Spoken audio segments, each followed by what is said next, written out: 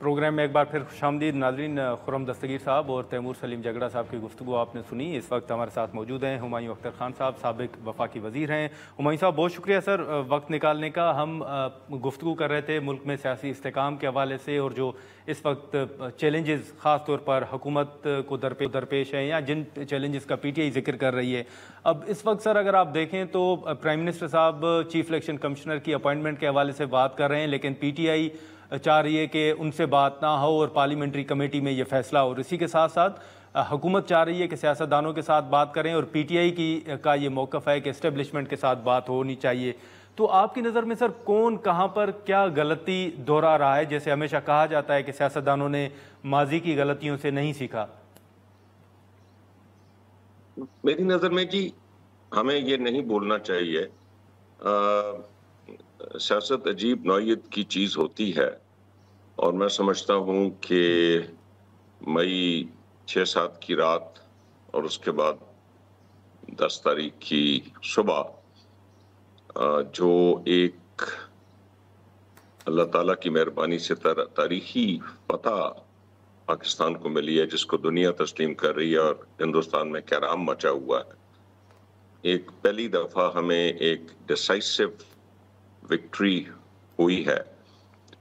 इस मुल्क के हालात अब बहुत बदल गए हैं और जो पॉलिटिकल पार्टी नए हालात को नहीं समझेगी और उनके मुताबिक आगे नहीं चलेगी तो मेरी नज़र में उनका घाटे का सौदा होगा।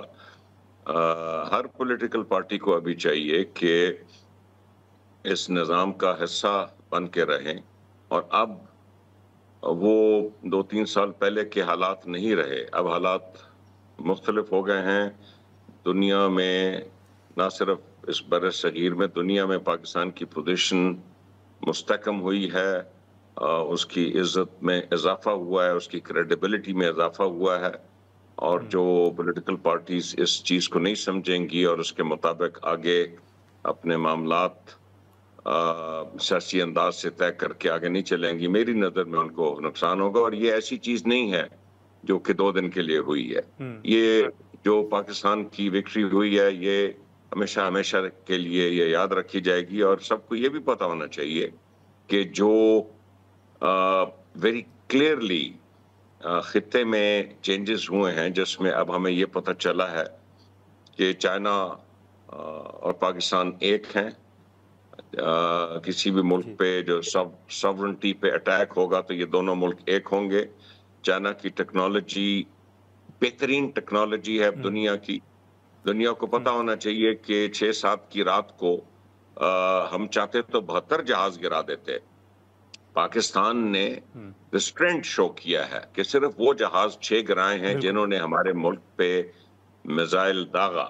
वरना मैं बड़ा बोल नहीं बोल रहा, अल्लाह ताला बड़ा बोल ना बुलवाए। हमने सिचुएशन पैदा कर दी थी कि हमारा सैटेलाइट लिंक्स थे,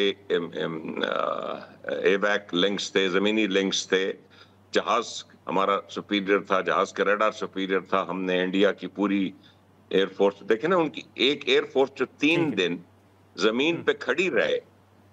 तो आप ये भी सोचें कि जब हमें पता था कि उनकी एयरफोर्स अब ग्राउंड हो गई है तो हम तो जो दिल चाहे कर सकते थे, ये हमने दोबारा रेस्टोरेंट शो किया है। एक तो हम 72 जहाज लेकिन हुमायूं साहब इसी के साथ साथ सर अब मुल्क के अंदर बिल्कुल आपने दुरुस्त फरमाया कि पाकिस्तान अगर चाहता तो ये सब कर सकता था, लेकिन अब उसके बाद इन वाक़यात के बाद भी जो PTI का मौक़िफ़ है कि अब हमारे जो जायज़ मुतालबात हैं उनको भी एड्रेस किया जाना चाहिए, या उन वाक़यात के ऊपर मियाँ साहब की खामोशी पर जो PTI की तनकीद है या जो संबड़ियाल का ज़िमनी इलेक्शन है उसमें जो सवालात उठ रहे हैं, आप समझते हैं कि ये भी सियासी इस्तेकाम के हवाले से जो तहफ़्फ़ुज़ात हैं PTI के वो दुरुस्त हैं ये इन तमाम सवालात पर? देखिए मेरी नज़र में हमारे लिए काफ़ी डेलिकेट सिचुएशन है। मेरा ख्याल है कि जो इंडिया की एयरफोर्स की हालत थी और उनकी जो मिसाइल डिफेंस सिस्टम की, इंडिया अभी अटैक नहीं करेगा। वो अपनी डोमेस्टिक गेम खेल रहे हैं बीजेपी और मोदी साहब। अभी वो जरूरत भी नहीं करेंगे अटैक करने की, और ना फिर दोबारा इससे बढ़ के मार खाएंगे। लेकिन ये जरूरी है کہ ملک کے اندر ہم آہنگی ہو. اس لیے نہ صرف سیاسی پارٹیوں کا بلکہ ہر سیاسی پارٹی کا یہ آبجیکٹو ہونا چاہیے کہ ہم شکر گزار ہیں کہ جب انڈیا کا ابھی یہ حالات ہوئے تو تمام ملک اکٹھا تھا. وہ جیسے انگریزی میں کہتے ہیں ریلیڈ انڈر دا فلیگ. اور اس گڈ ول کو ہمیں لے کے تمام سیاسی پارٹیوں کو چاہیے کہ ملک کے اندر ہم آہنگی پیدا کی جائے. اب جو اسپیسیفک چیزیں ہیں جی، مائکرو چیزیں ہیں کہ جی سمڑیال میں کیا ہوا، میں نے آج تک کوئی ایسا بائی الیکشن 36 سالہ اپنی سیاسی تجربے میں نہیں دیکھا جس میں اپوزیشن نے اس پہ تنقید نہ کی ہو. بالکل اسی طرح جس طرح میں نے کوئی جنرل الیکشن بھی نہیں دیکھا جس پہ اپوزیشن نے تنقید کی سطح بڑھتی رہی ہے اور بڑھتی چلی جا رہی ہے. 2013 سے زیادہ تنقید، پھر 18 میں ہوئی، 18 سے زیادہ تنقید 24 میں ہوئی.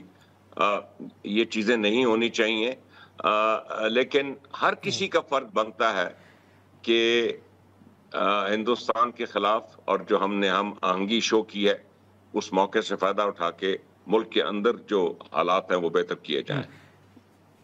ٹھیک ہے ہمایوں صاحب، ایک سر آخری سوال ہوگا کہ اس وقت حکومت جو ہے معیشت بہتر ہونے کے حوالے سے دعوے بھی کر رہی ہے، بجٹ بھی پیش ہونے جا رہا ہے، IMF کی نئی شرائط کا بھی ذکر ہو رہا ہے. آپ سر اس بجٹ کو، ہمیشہ جب بھی بجٹ پیش ہوتا ہے تو کچھ امیدیں ہوتی ہیں، آپ کو یہ بجٹ ماضی کی بجٹ سے کتنا مختلف نظر آ رہا ہے IMF کی تمام شرائط کو اگر آپ مد نظر رکھیں تو؟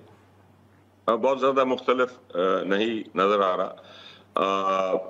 جو چیلنجز ہیں، جو کم از کم میں ایک آبزرور کے لحاظ سے جس کا پارلیمانی اور کابینہ کا تجربہ ہے اور جو کچھ اقتصادیات سمجھتا بھی ہے، میں سب سے پہلے دیکھوں گا کہ پاکستان کی جو بند انڈسٹری پڑی ہے اس کے بارے میں کیا اقدامات کیے جا رہے ہیں. وہ تو ایسٹ ملک میں موجود ہے، اس میں تو نہ کوئی امپورٹ ہونی ہے مشینری، نہ لیبر چاہیے، وہ موجود ہے ایسٹ.